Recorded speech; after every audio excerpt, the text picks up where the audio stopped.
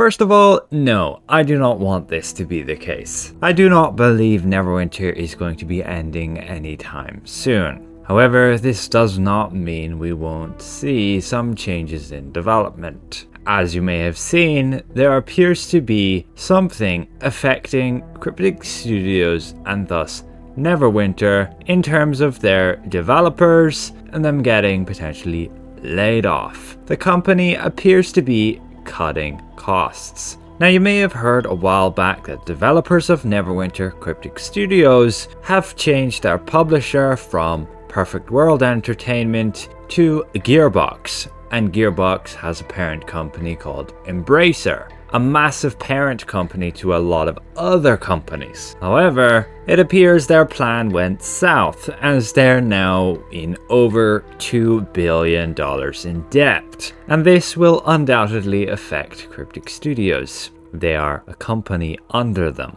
The reason for this would be that Embracer wants to be trying to make as much profits as possible from all their companies they at least have rights to, in order to try and mitigate that debt, to get rid of it.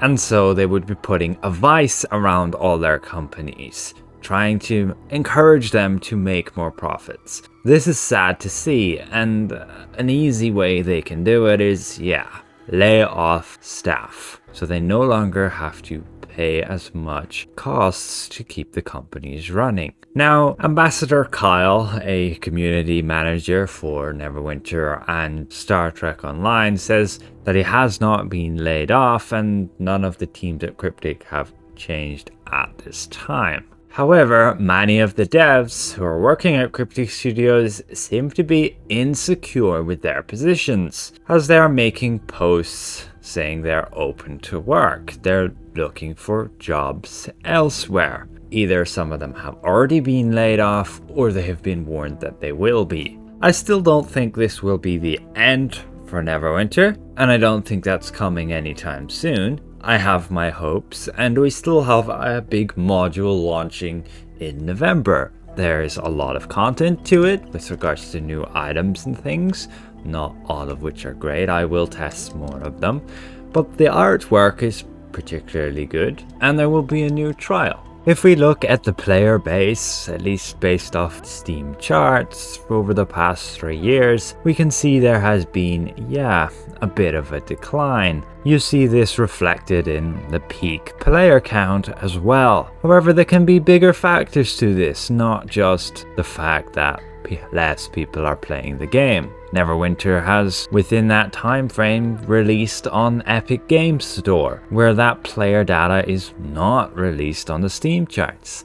Same as their own launcher from Arc Games. And you can even launch the Neverwinter launcher without Steam. You can use Steam to obtain it, and then just open the game without even touching Steam. I do that all the time. I don't even open Steam to open the game. Additionally, you have all the players on consoles, Xbox and PS. If I was to give a rough estimate, I would say that every day the peak player count is going to be at least 10 times what we see here. So the peak player count would be about 13,000 across all platforms. Keep in mind that means the concurrent players, that amount of players online at the same time. When a new module hits, you'll see that there'll be a lot more players on at the same time. So even if there's just an average of 13,000 to 20,000 average players online at once across all the platforms, there can still be like 50,000 players who play the game, if not more. And I would say that's a pretty successful bet,